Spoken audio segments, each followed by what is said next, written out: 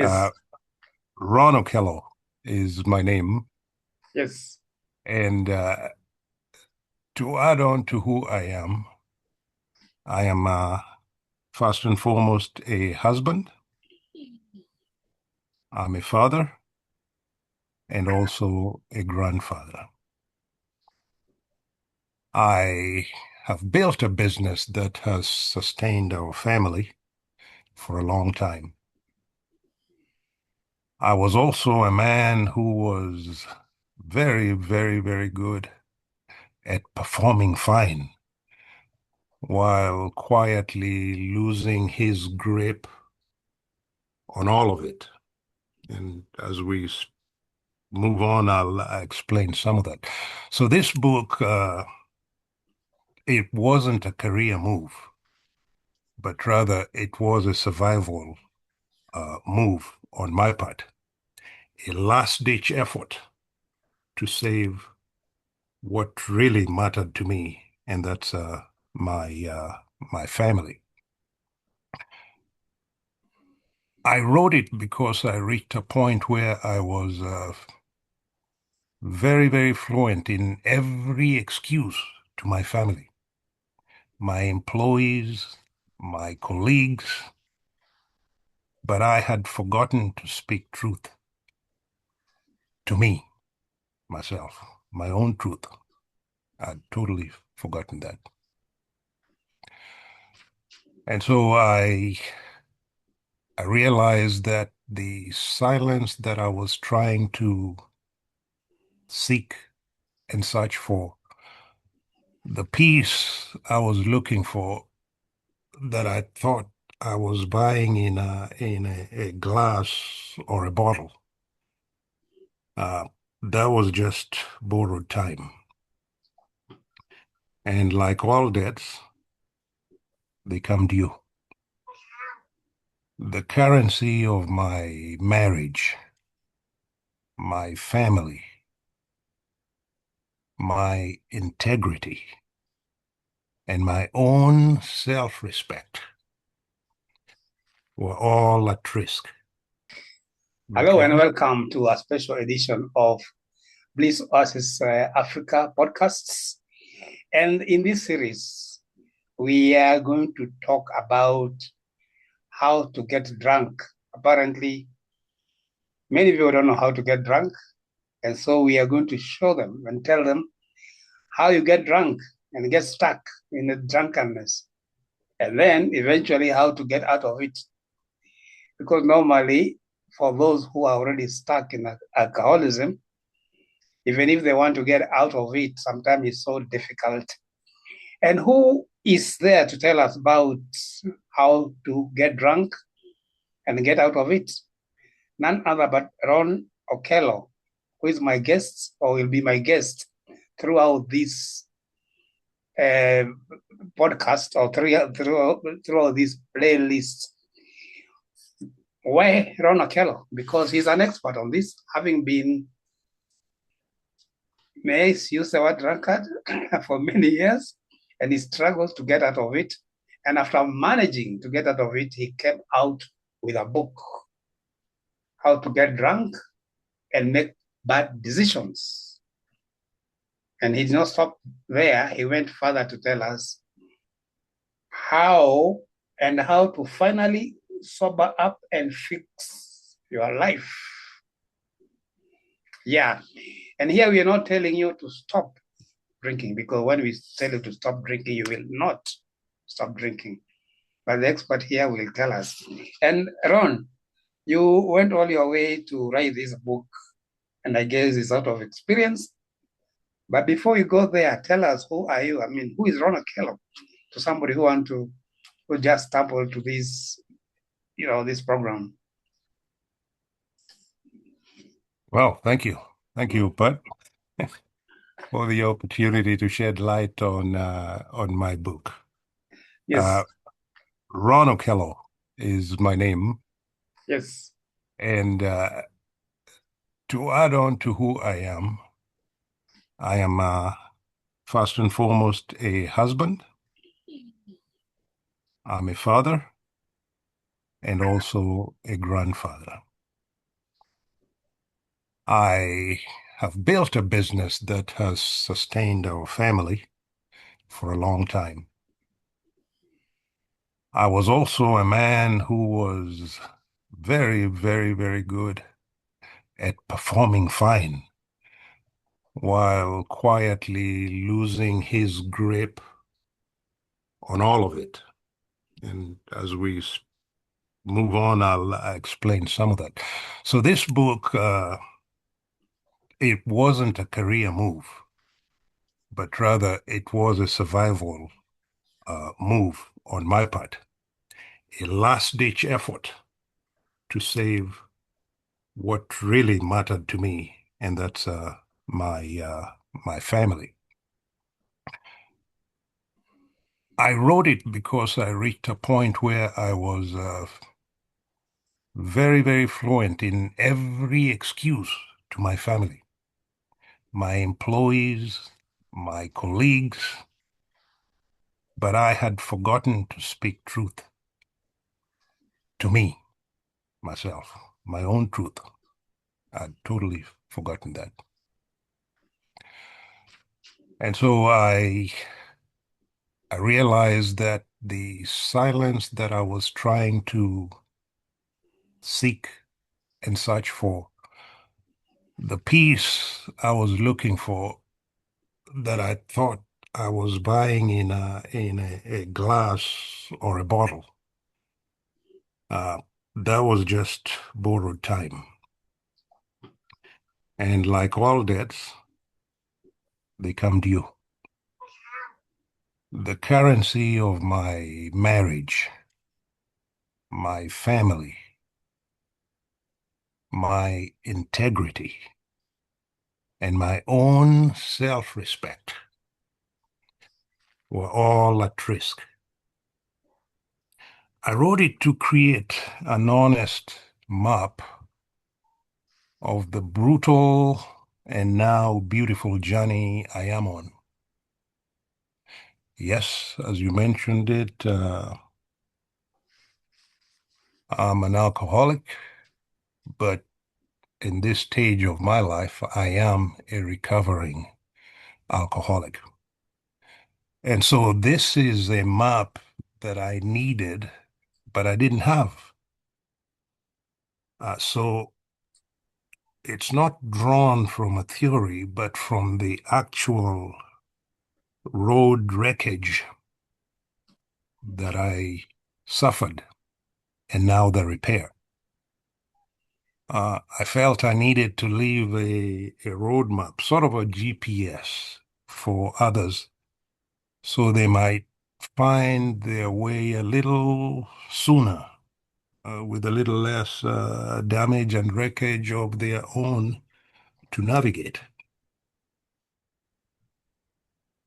And so in the book here, I am not writing as an expert looking down at someone from my podium. I am writing as someone who lived long enough to notice the patterns that usually we miss. And I think I'm honest enough to name them in this book. That, in a nutshell, is who I am and what it is that I am trying to do with the book. Yeah, we know from experience, not really, well, not maybe from experience, but we know, even we are told by psychologists that people don't, if in fact you say in your book, you don't wake up one day to decide to ruin your life or try to go to rock bottom. There's always a beginning. And Hmm. we are told that many people start as exploration at a taste to see what it is like. Was it the same case with you? Your first drink, were you trying to explore, or how did it happen? You know, in the alcohol business, there's all sorts of answers to the kind of question you're asking, a majority of which some calamity happened in somebody's life.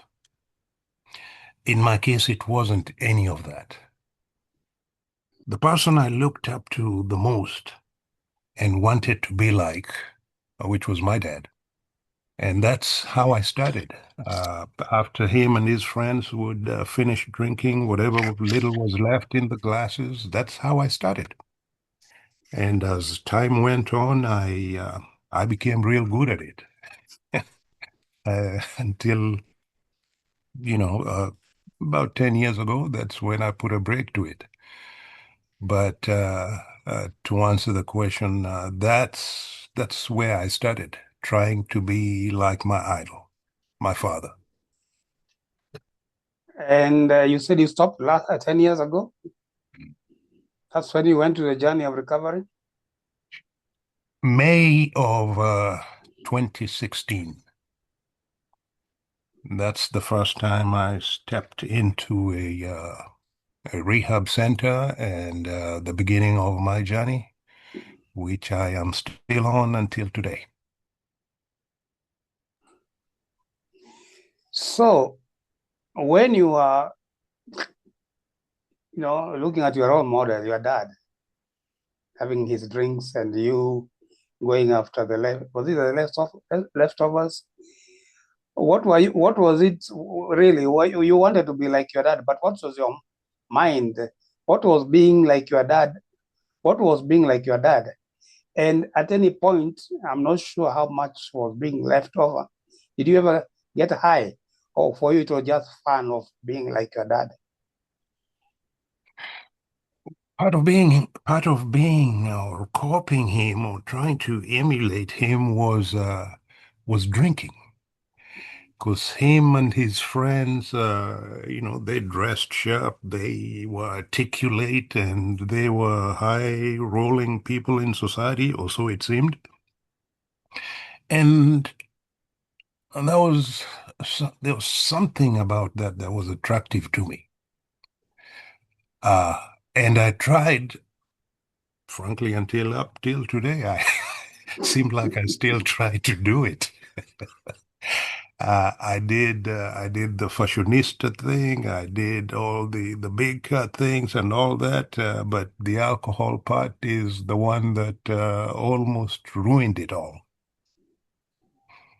Uh, so eh, um, I don't know if I even got drunk or if it was just the high of feeling that I am like somebody. And so when was your first time to feel high? Maybe not necessarily taking whatever your dad had left over or what your dad was talking, but getting out there and maybe buying yourself a drink or being in a party. When was the first time you felt that high and you are no longer emulating your dad, but you're going there, you're having it because you needed that highness? Later on in when I started secondary school, it became a norm thing. Uh, it wasn't only me. I found out there was a lot of company, fellow students who seemed to enjoy drinking, and so it just graduated from there and on and on. But that's I think in secondary school is when I'd get drunk Mm-hmm. and kind of lose my mind or whatever. Yeah, Mm-hmm. that's when I started getting real drunk. Okay, but not at Uh, school. Anyway, must have been some party somewhere, maybe at home. I mean, not really at home, but wherever it was. well, growing up at that time, there were, we could move freely around, and in some instances, we even had access to vehicles. If you were in Nairobi around that time, you remember the joints we used to go to in the city center, the Nairobi shows, and I Yeah, mean, it was, I mean, we were rolling, so there to was there speak. was that famous club on On which road is this? Near Uhuru Park, not Uhuru Park. There's a famous I club. I remember the Blue Cuts. I remember the Harlians The nightclub. I Harlians, the Harlians. remember in Westlands there was what was that little house there? The Starlight. I mean, Mm. all those kind of places. We had access to them. While you are Movement still was. in high school? Oh, that was the time.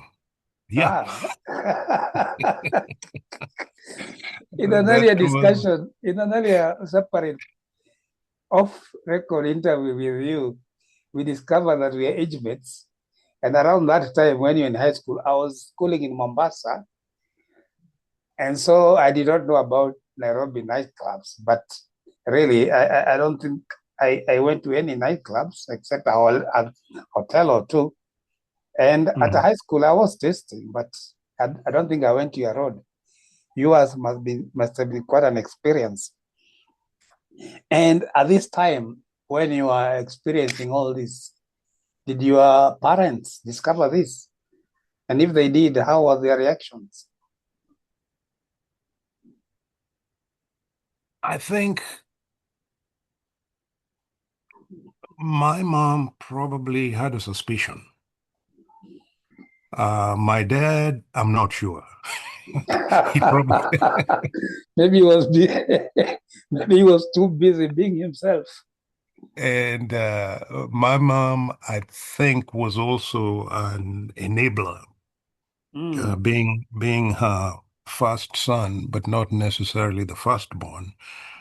She probably also engaged in protecting me, and as such, maybe just help this mm, situation mm, accelerate. But it was, we also were smart enough to go through,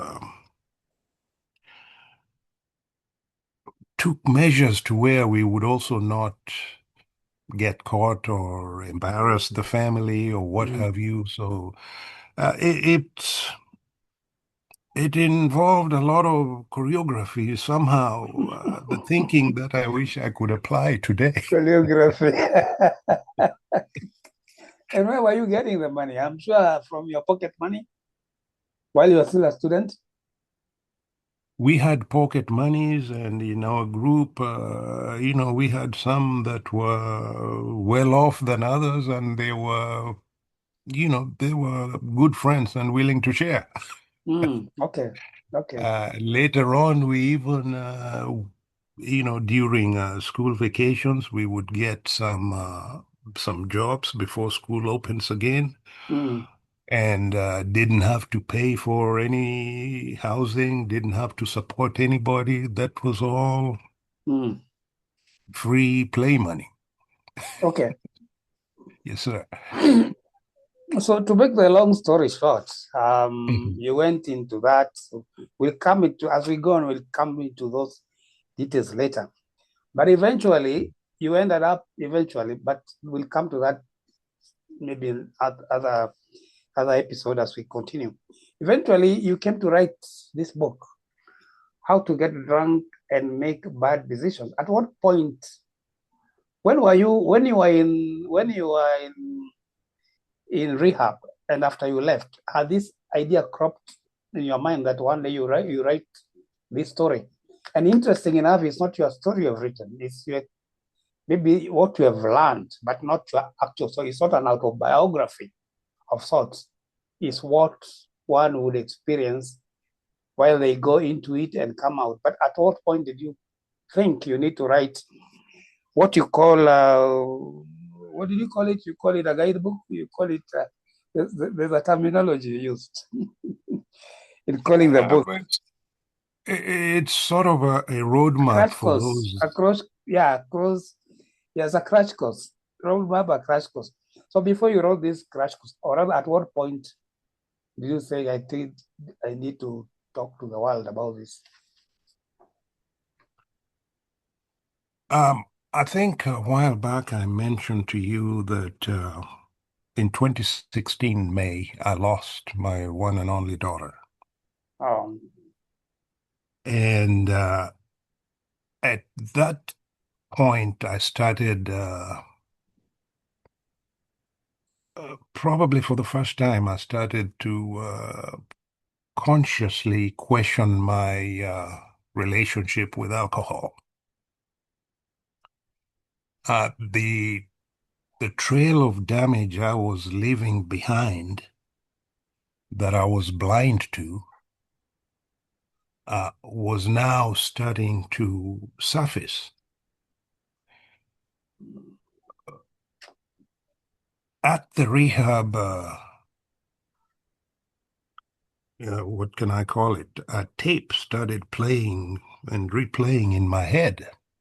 Some of the things my children would say, some of the things my children would do. For example, I drove them back and forth to school, and there are times when they would kind of protest about getting in the same car to ride back home. While doing that, it didn't seem like a big deal. I felt I was the big guy. Hey, get in the car, let's go. The my third born at the time had received a full ride scholarship to they call it Harvard of the West. And at one point he would call a meeting, Mm. if you can imagine that, to tell me that, Dad, I'm going to put off college. I think I need to stay home here and help mom. Can you imagine that? Mm. A teenager Help talking to mom, you like, and he's telling you that, telling his dad that. and he called the meeting. Mm. But I missed it. But so in the rehab is where these things would replay back on my head. Mm. I had just buried a young lady, my one and only daughter, and now it seemed like I stood to lose the rest. Mm. Maybe not physically, but due to lack of respect. And I got to thinking, this thing is getting to be kind of a nuisance. I've messed up my life, and now I'm about to mess up this guy talking to me like this. And so my head started thinking, Mm. what am I, what am I doing to myself? Okay. But most importantly, what am I doing to others? The other thing at the rehab, a good 95% of the clientele are my, or were my children's age mates. Wow. And so me and a roommate of mine, an orthopedist who was going through the program for the fourth or fifth time, Mm. were the seniors. And they would come up to ask questions, and, and so as I got to talking to them, as I got to encouraging them and all that, at some point I was talking to me Mm. in the process of Mm. uh, conversing with them. So that went on, and eventually I'd get out of the rehab. And again, like I said, my mind was now thinking a little bit clearer than it had in the past. Okay. And so everything I read out there seemed to be telling me, don't do this, don't do that, and what have you. And one of the things in this business of drinking, if you know, is resentment. We have a lot of resentment, the way people talk to us. Mm-hmm. It's like we're a piece of trash, even those that are trash themselves. Excuse Mm. my description of that. We talk down to you. Exactly. Yeah. And so I figured there's got to be a way of reaching out to people like me in a manner that's not putting them down Mm. and helpful. And so that's when I started toying with the idea and eventually coming up with a book. Okay. And that's 10 years ago? Well, it's somewhere between 10 years to a year ago. So So you can safely say you've been toying with the idea I was of about a year writing it ago. up. I was writing it in my head. I just never Okay. put it in print. Yeah, that's how it all starts. And it's true. Mhm, The book is not like the Ten Commandments of drinking. It doesn't say, thou shalt not, thou shalt not. It tells you how you do it, mhm, a consequence, and what happens to you, and how you can be able to get out of it. And I think here, after listening to you again and remembering, because we had a previous interview with you on another playlist, and I think you mentioned about this losing your daughter, and I think that was a turning point. And we are going mhm. to put the link of that other episode here, so that those who may want to watch it can do so. But apparently, the death of your only daughter is what triggered you to wake up and look for ways to get out of the mess. But what exactly caused your daughter's death? It was a road accident. She was a graduate of University of Georgia, Athens, and had been hired to go work for the Tesla Corporation in Dallas Fort Worth area. And so, in the process of running around bidding farewell to her friends, and she was driving back home and did the back roads and overcorrected the driving, rolled the car over multiple times, broke her neck, and it was instant. Okay. Mhm. Sorry about that. Yeah, so that was like obviously much like beyond 10 years ago. May 2016. Okay, okay. All right. Why do you call this crash course a crash course? The book. The if I think you mentioned it earlier on, when you are spinning out of control, like I was, Mm, that's no time for a slow introduction to hit your brakes. mm, You need truth and you need it fast. mm, A crash course means we skip the small talk. mm, We get straight to the point. The first chapter is the moment of hard clarity. It immediately shows you the simple, uh, painful cycle.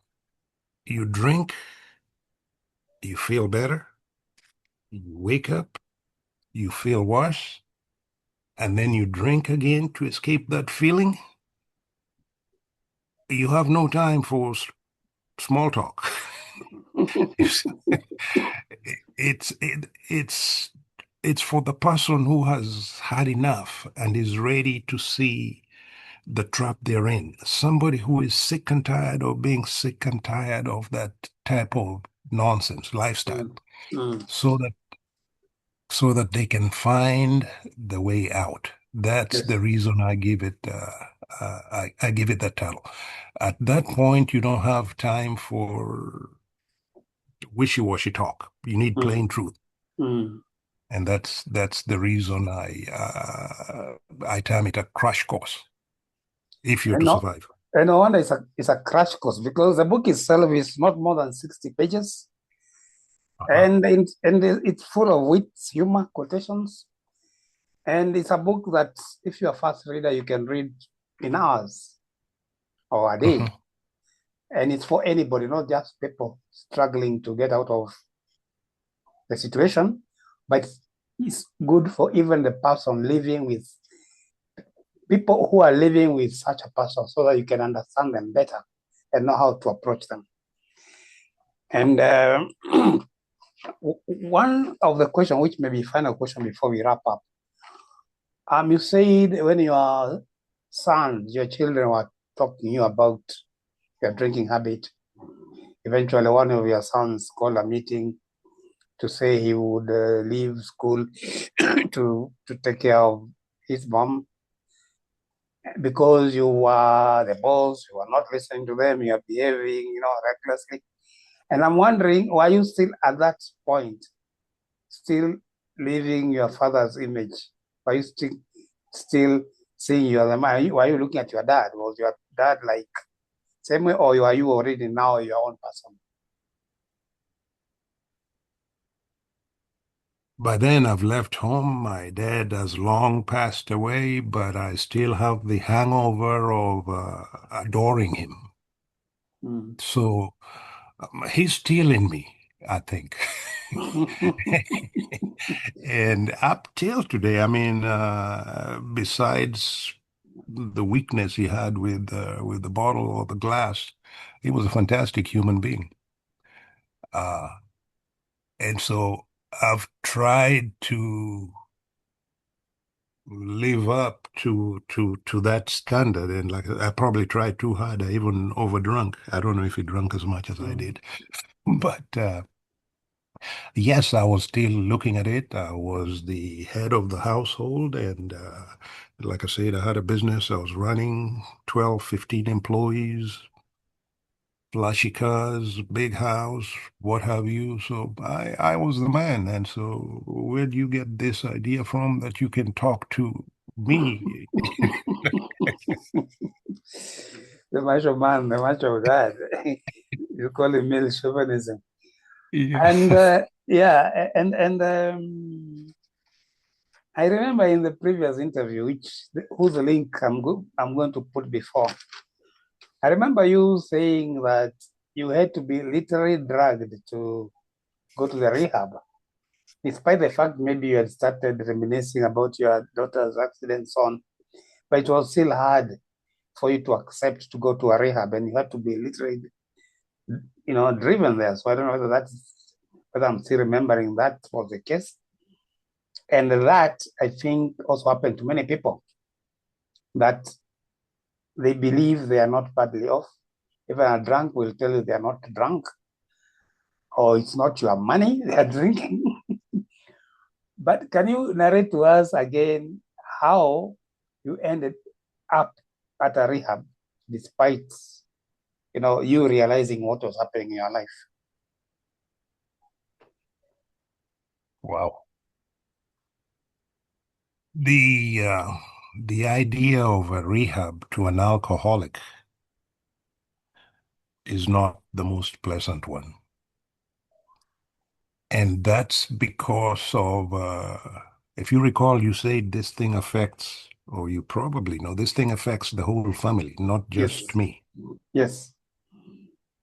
When they suggest the idea of going to a rehab, the way they present it to most of us is what causes that rebellion or repulsion from that idea. Mm, mm,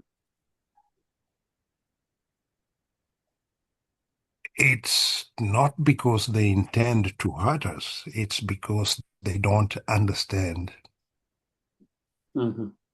our psyche. Yes. I think I mentioned to you one time, if I went to jail, a buddy of yours, and you know that I do have say lung cancer, Mhm. you come and pick me up from jail, there's a very, very good likelihood you wouldn't offer me a cigarette to smoke. No. Conversely, if I went to jail for being drunk the previous night, you come to bail me out, pick me up. You may even offer me a drink. Here, man, let's have one for the road. Sure. Now, that's the problem and the danger with alcohol. Mm, It's looked at differently, but it's also not addressed properly. The okay. damage it causes, the Okay. trail it leaves behind worth of damage. And that's what delays a lot of people or stops a lot of people from going to rehabs. In my case, I think I mentioned this to you. Uh, my bride, my wife, one day, vodka was my poison, set a big bottle of vodka right on the table. And remember, this is just a few weeks after the funeral. Placed it on there, and I'm thinking, wow, is this really a time to celebrate? And being who I am, I helped myself to it. Mm. The next time I woke up, I was in a rehab.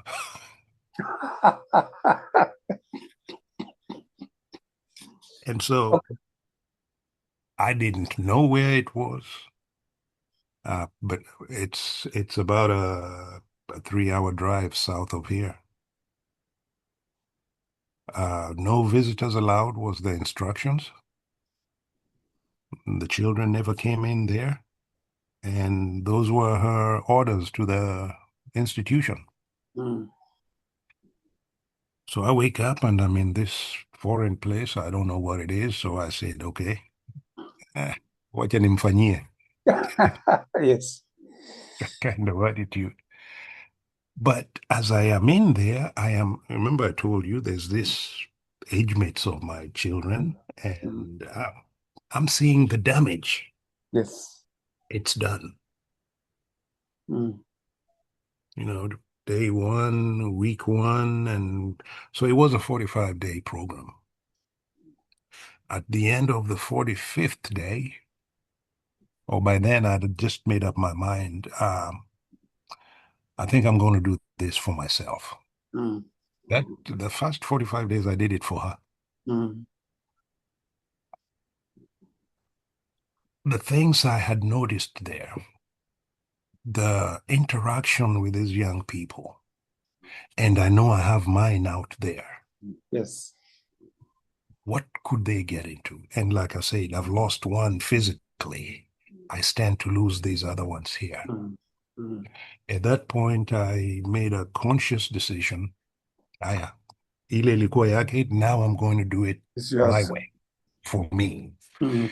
And she came over, by the way, the 45th day to pick me up. Mm. And they told her he's not coming with you. At which point she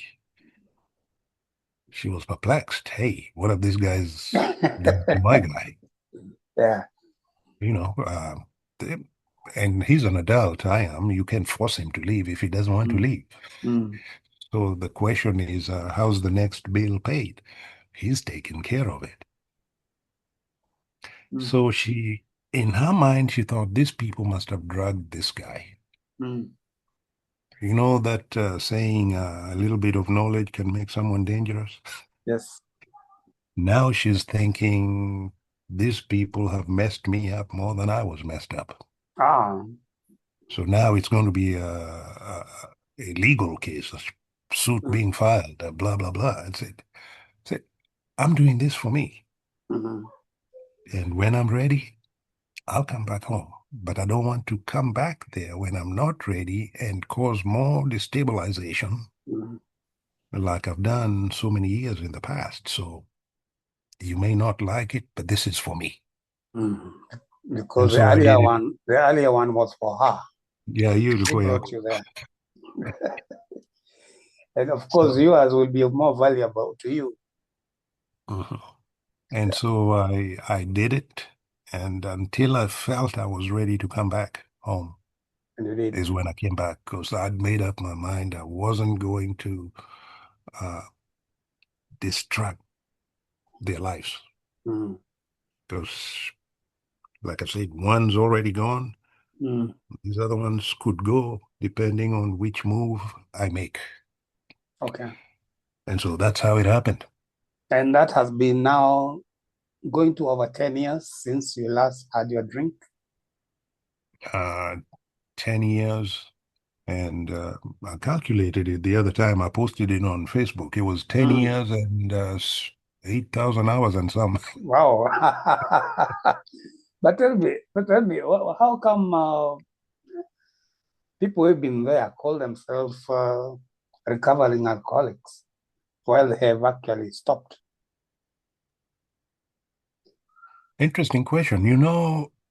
I used to ask that question, and until today, I still attend AA meetings. I talk to them. After this meeting, I'm going to one. Mm. I have met people who have been clean for 30 years and then they had a relapse. Wow. It can happen. Eh, I have met people who have been clean for 10 years and they have a relapse. Um, it can be triggered by just about anything. And mm. if you let your guard down, that's the time it may just get you. So the idea is not even to So test even a bit as a normal drinker, or when once you test, you go down the drain again. uh, no, I'm not. I don't know if that's the way it works, but I don't want to find out either. So, what I'm saying is sometimes you can get into a situation where hii masumbuko ya dunia, Mm. and you'll think that's a relief, and you reach out to it. I No, get no. it. I get you. So it can be triggered with all these things we go through in this world Mm. we live in. And so it's just a matter of, in my case, Mm. I try not to put my guard down because the Mm. day I put it down is the day I'll probably have my relapse. And we hope not. And studies show that relapse uh, tend to be worse than the original state. Yeah, yeah. They I even don't know say how. they even say somewhere in the Bible that when you get rid of the demon, when it gets a chance to come back, it comes with seven more, or something like that. So I don't want to find out. So Great, great. Yeah. So that has Mm, been the first episode of this mm, series where we are looking at Ron Okello's book, How to Get Drunk and Make Bad Decisions. The book is already published, and you can mhm. get it on Amazon. For anybody who is out of Kenya, they can get it on Amazon across the world. But in Kenya, you can get a copy through a number of bookshops, but you can also order your own copy through a link or address that you're going to get below this video. So it's quite well, I can say entertaining book, but also an educational book. A lot of information for those who have never tasted, so that they can be able to understand why Mhm. or how it happens to those who are already down there.